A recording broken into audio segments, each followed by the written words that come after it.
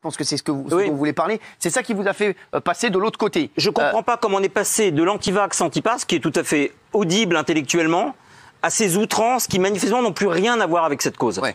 Alors, Florian. Honnêtement, je dis à Yann Moix que vous savez, moi je suis en manif depuis 42 semaines. Je ne vous visais pas, monsieur Philippot. Ça fait 42 ans que vous êtes en manif. Je ne vous ai pas visé personnellement. 42 semaines, il ne manifestait pas avant. Je manifeste depuis 42 semaines sur ce sujet-là, sur la restriction de liberté, sur le pass sanitaire, etc.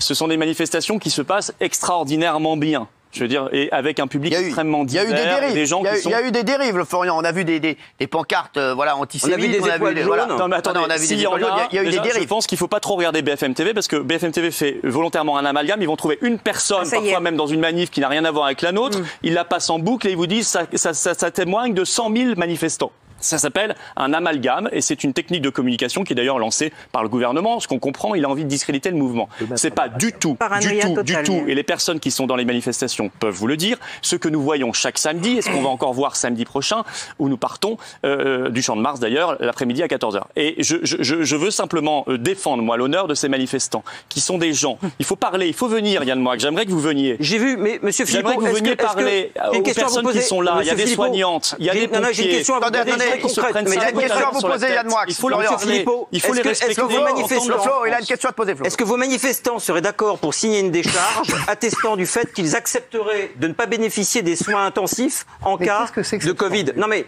C'est une question, vous rentrez dans ce genre de société. Vous ne trouvez pas accepté de rentrer dans ce genre de société, Yann Moix. Parce que si vous rentrez dans ce genre de société, on va demander aux personnes en obésité morbide de signer aussi des décharges si elles ne font pas un régime. On va demander à des gens diabétiques de le faire. Et vous allez rentrer dans une société que je crois vous combattez aussi, que jusqu'ici vous aviez combattu dans les principes, et je vous demande de rester sur cette position parce que vous mettez le doigt dans un engrenage, à mon avis, extrêmement dangereux. Pour répondre à la première question, c'était la meilleure. Qu'est-ce qu'on devrait faire? Mais on devrait faire ce qu'ont fait des pays qui ne se sont pas excités comme on le fait depuis 18 mois.